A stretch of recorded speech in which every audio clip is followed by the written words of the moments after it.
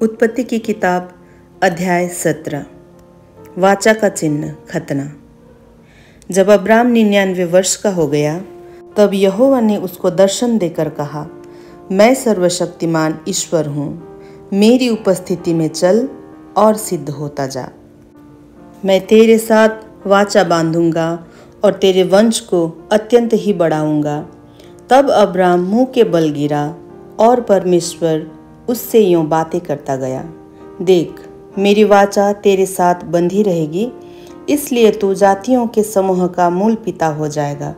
इसलिए अब से तेरा नाम अब्राम न रहेगा, परंतु तेरा नाम अब्राहम होगा, क्योंकि मैंने तुझे जातियों के समूह का मूल पिता ठहरा दिया है। मैं तुझे अत्यंत फलवंत करूँगा और तुझको जाति जाति का मूल बना दूंगा, और तेरे वंश में राजा उत्पन्न होंगे। और मैं तेरे साथ और तेरे पश्चात पीढ़ी पीढ़ी तक तेरे वंश के साथ भी इस आशय की युग युग की वाचा बांधता हूँ कि मैं तेरा और तेरे पश्चात तेरे वंश का भी परमेश्वर रहूँगा। और मैं तुझको और तेरे पश्चात तेरे वंश को भी ये सारा कनान देश जिसमें तू परदेशी होकर रहता है, इस रीति दूंगा कि वह युग युग उनकी निज भूमि रहेगी, और मैं उनका परमेश्वर रहूँगा। फिर परमेश्वर ने अब्राहम से कहा, तू भी मेरे साथ बांधी हुई वाचा का पालन करना, तू और तेरे पश्चात तेरा वंश भी अपनी अपनी पीढ़ी में उसका पालन करे।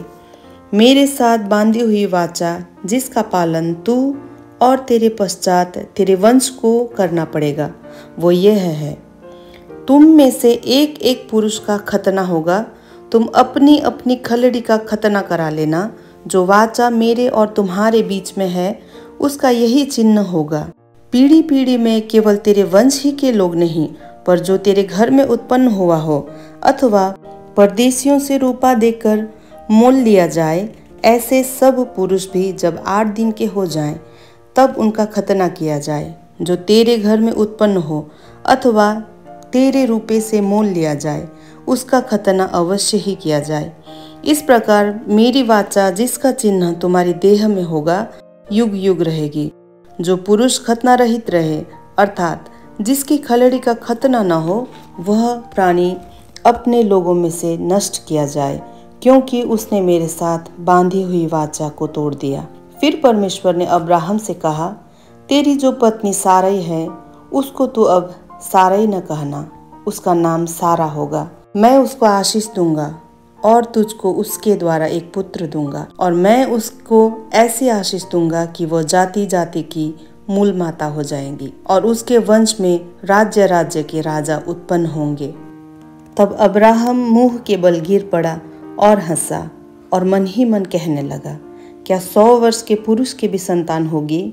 और क्या सारा जो 90 वर्ष की है पुत्र जनेगी? और अब्राहम ने परमेश्वर से कहा, इस्माइल तेरी दृष्टि में बना रहे, यही बहुत है। तब परमेश्वर ने कहा, निश्चय तेरी पत्नी सारा के तुझसे एक पुत्र उत्पन्न होगा, और तू उसका नाम इसहाक रखना।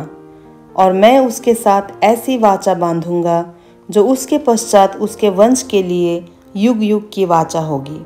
इस्माइल के विषय में भी मैंने तेरी सुनी है। मैं उसको भी आशीष दूंगा और उसे फलवंत करूंगा और अत्यंत ही बढ़ा दूंगा। उससे 12 प्रधान उत्पन्न होंगे, और मैं उससे एक बड़ी जाति बनाऊंगा। परंतु मैं अपनी वाचा इसहाक ही के साथ बांधूंगा, जो सारा से अगले वर्ष के इसी नियुक्त समय में उत्पन्न होगा। तब परमेश्वर ने अब्राहम से बातें करनी बंद की और उसके पास से ऊपर चढ़ गया। तब अब्राहम ने अपने पुत्र इस्माइल को लिया, और उसके घर में जितने उत्पन्न हुए थे और जितने उसके रुपए से मोल लिए गए थे, अर्थात उसके घर में जितने पुरुष थे, उन सबों को लेके उसी दिन परमेश्वर के वचन के अनुसार उनकी खलड़ी का खतना किया। जब अब्राहम की खलड़ी का खतना हुआ, तब वह 99 वर्ष का था।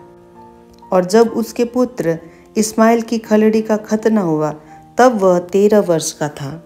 अब्राहम और उसके पुत्र इस्माइल दोनों का खतना एक ही दिन हुआ, और उसके घर में जितने पुरुष थे जो घर में उत्पन्न हुए, तथा जो परदेशियों के हाथों से मोल लिए गए थे, सबका खतना उसके साथ ही हुआ। उत्पत्ति की किताब 17 अध्याय समाप्त होती है।